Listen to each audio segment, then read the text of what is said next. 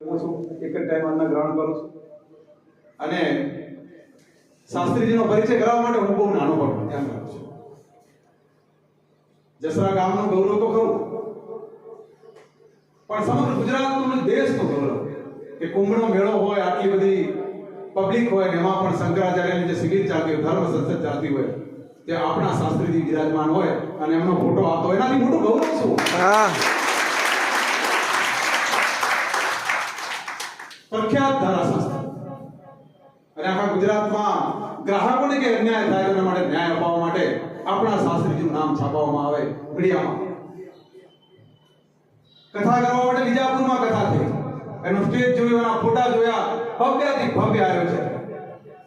અને આપણા શાસ્ત્રીજી કથા કરવાના હોય ત્યારે છાતી ગજગજ પૂરી, ક્યારેક જવાતું નથી વ્યસ્તતાઓના કારણે. મનમાં થાય કે શાસ્ત્રીજીની કથા સાંભળવા જતા રહીએ, 7 દિવસ જતા રહીએ, પણ પછી અહીંયા બધું સંભાળવાનું હોય એટલે અમારી મર્યાદાઓ પણ છે.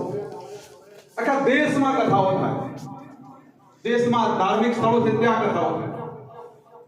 કંઈક શબ્દમાં, કંઈક જોડણીમાં, કંઈક વાક્યનો અર્થ કરવો હોય તો પણ શાસ્ત્રીજીને ફોન કરીએ કે સાહેબ આમાં કંઈક તમે થોડું પ્રકાશ પાડજો ને, આમાં શું થાય છે, અમને કન્ફ્યુઝન છે.